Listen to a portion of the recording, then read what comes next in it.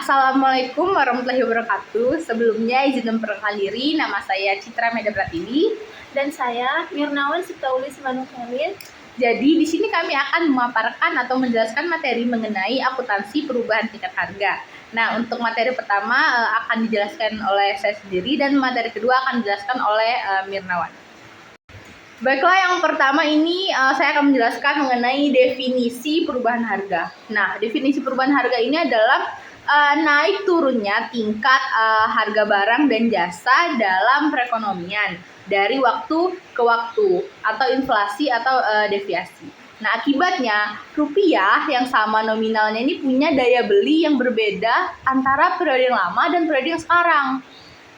Sehingga angka historis di laporan keuangan itu bisa menyesatkan jika tidak disesuaikan, sehingga laba aset ekuitas bisa tampak terlalu besar atau terlalu kecil jika inflasi tinggi. Nah, mungkin secara singkatnya bisa membuat laporan keuangan itu tidak mencerminkan keadaan yang sebenarnya.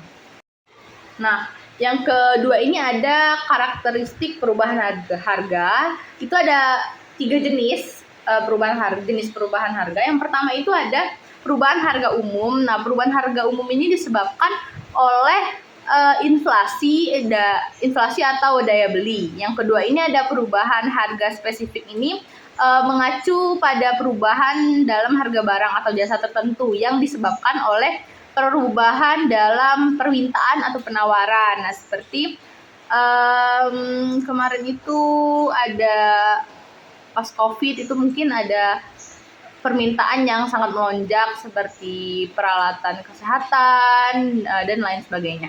Nah, yang ketiga ini ada perubahan harga relatif. Ini tuh mengukur tingkat penyimpanan perubahan harga barang atau jasa. Nah, ini nih disebabkan atau dipengaruhi oleh daya beli yang dikeluarkan atau diperhitungkan. Nah, sedangkan yang ketiga itu ada masalah akuntansi perubahan harga. Itu terdapat 3 juga. Nah, yang pertama itu ada masalah penilaian. Nah, dasar yang harus digunakan untuk mengukur nilai pos ini misalnya menggunakan kos historis dan kos sekarang. Nah, ini mungkin seperti kos historis itu mengenai nilai harga perolehan, sedangkan kos sekarang itu menggunakan nilai wajar. Nah, untuk masalah unit pengukuran ini berkaitan dengan perubahan daya beli akibat perubahan tingkat harga umum. Nah, yang ketiga itu ada masalah pemerintahan kapital. Ini berkaitan dengan definisi laba sebagai selisih dua kapital.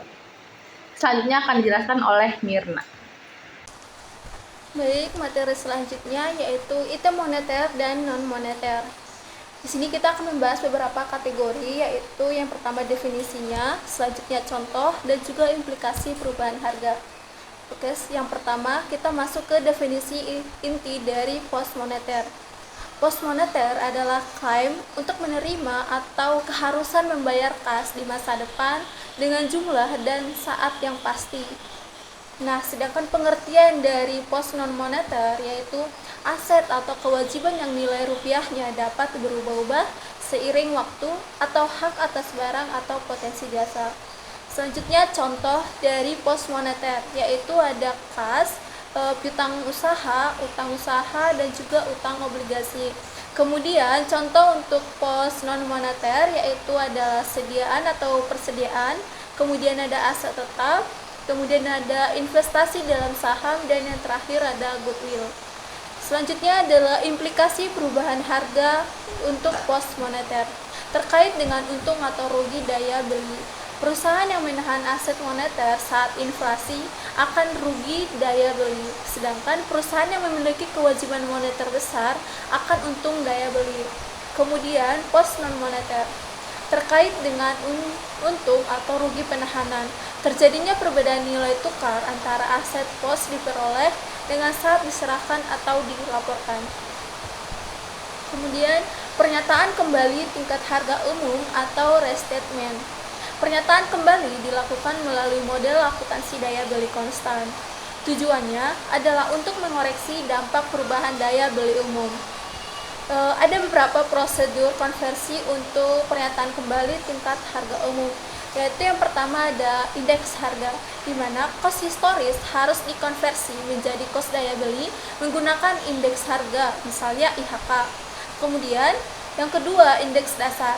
VASI menganjurkan penggunaan indeks harga tengah rata-rata atau akhir periode sebagai indeks dasar konversi. Kemudian yang ketiga adalah konversi pos. Jika indeks rata-rata digunakan, pos laba rugi atau operasi yang terjadi merata selama periode mungkin tidak perlu dikonversi karena hasilnya mendekati nominal. Namun, pos neraca dan semua pos termasuk neraca dan laba rugi harus dikonversi jika menggunakan indeks dasar awal atau akhir. Selanjutnya adalah tingkat harga umum dari laporan keuangan. Tingkat harga umum adalah indeks agregat atau biasanya IHK nasional atau indeks serupa yang menjadi basis penyesuaian dalam akuntansi tingkat harga umum. Peran utamanya dalam laporan keuangan yaitu sebagai alat normalisasi, di mana semua saldo historis dikonversi ke unit daya beli yang sama sehingga laporan beberapa tahun bisa dibandingkan secara lebih adil meskipun inflasi berubah-ubah. Kemudian yang kedua yaitu menjadi dasar perhitungan laba moneter dan laba real. Laba yang dilaporkan setelah penyesuaian harga umum dianggap menggambarkan peningkatan kemampuan perusahaan dalam mempertahankan daya beli modalnya. Jadi bukan sekedar keuntungan nominal. Dalam pendekatan general price level accounting, laporan keuangan yang telah dinyatakan kembali seringkali disajikan berdampingan dengan laporan biaya historis sehingga pengguna bisa melihat dampak inflasi terhadap aset, kewajiban, ekuitas, dan juga laba. Sekian pemaparan materi dari kami. Mohon maaf apabila banyak kekurangan. Saya akhiri. Wassalamualaikum warahmatullahi wabarakatuh.